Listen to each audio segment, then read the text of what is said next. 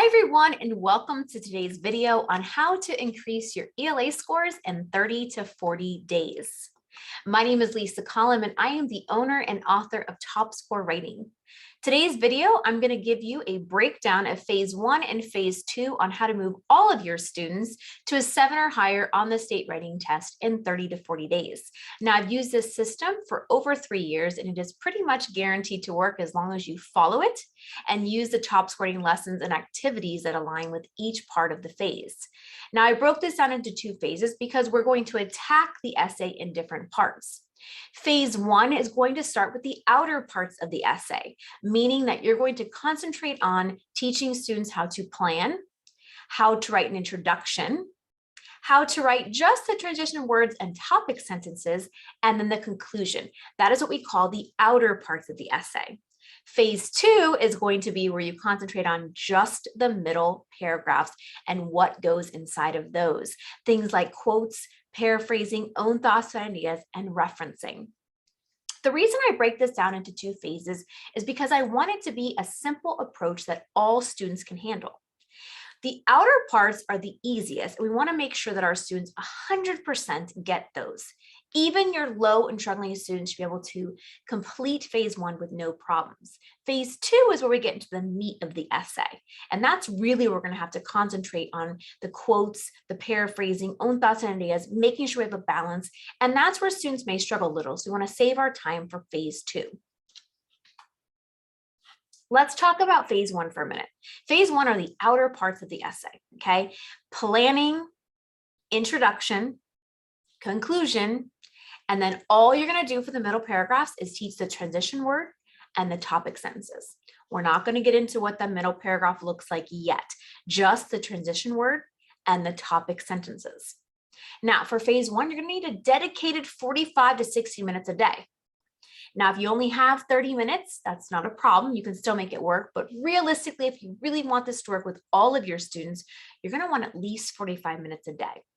Now, for phase 1, you're going to need box paper, which is in the curriculum in every single section. You can just flip through and look for that box paper. Now, here's an example of what it looks like. You can see each paragraph has a box around it. You have the I paragraph, which is the introduction, T1 or R1, depending if you're on informative or opinion. Then you have T2, T3, and then your conclusion, which is C. Again, the box paper is in every single section, so you can flip through to make copies of that. The box paper works wonders with students when it comes to organizing and making sure they have a nice flow from paragraph to paragraph. So for phase 1, all you want them to be able to do is write a simple and complete introduction, a simple and complete conclusion, and then for each middle paragraph, a simple transition word and a topic sentence. That's it. You are going to do repetition and practice over and over and over again on planning, intro, conclusion, and then transition words and topic sentences using the box paper. You want all of your students to master this. Let me tell you why this is so important. There are so many things in phase 1 that are scored on the state test that can get students points. Things like organizing, introduction, conclusion, transition words, topic sentence, staying on topic, flow. These are all little things that are pretty easy that can get them points. So you want to make sure that everyone masters everything in phase 1. Because to be honest, phase 2 is a little tricky and it's hard for most students. But phase 1 is the part that we want to be a stickler about. We want to make sure everyone's indenting with the transition word or phrase, and then they have a topic sentence that names a topic or reason they're going to be discussing in that paragraph. So if you're looking at the screen, you can see by the end of phase 1, we only want them doing this. They should not be writing any more than that one sentence for the middle paragraphs, just a transition word and a topic sentence. And you want to make sure they have that introduction and conclusion, but it's simple, 3 to 4 sentences. That's all they need. Now, I'm just going to share an example. It doesn't matter if you have the 30-day plan or the 40-day plan. All it is the 40-day plan. You get a little more lessons with it. It depends on how many days you have until your state writing test. 4th and 5th grade are identical. And then we also have middle school and high school as well. But for today's video, I'm going to give you a quick example using the 30-day test prep plan. Now, you can see here, phase 1, students are writing on box paper the whole time. Okay, so phase one should take you about 17 days. They're using box paper the whole time. But let's take a look at how this test prep plan works.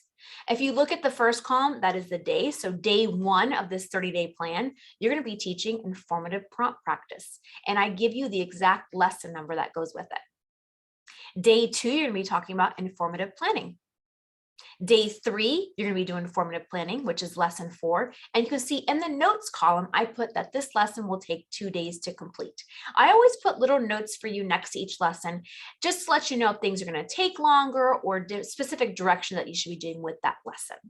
All right, it's very self-explanatory following this plan. The way that it's laid out column by column, it gives you the day, the objective, the lesson number, and then any notes. You can see that you're going to go back and forth from informative to opinion, informative to opinion. You're going to do informative prompt, you're going to do informative planning, you're going to do opinion prompt, then opinion planning, and then you're going to go into topic sentences and transition words for informative and opinion. So you want to make sure that phase one, you're focusing on just these objectives and lessons.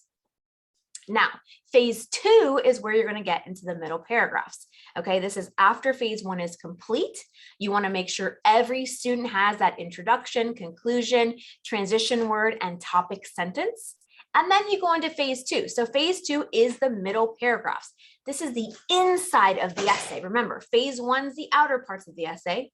Phase two is the inside, those middle paragraphs, the meat of your essay. So with phase two, you're going to be teaching quotes, paraphrasing, own thoughts and ideas, and of course, referencing. So let's take a look at phase two. On the bootcamp guide, you're going to see the day again, the objective, and the lesson number along with notes. Now, from this point forward, you can see up at the top, I have a note. Every student should always have at least an introduction, a conclusion, and a transition word with topic sentence for every single middle paragraph. And you should have 5 clearly indented paragraphs. That's a non-negotiable from here on out because we've completed phase one. They should be masters at phase one.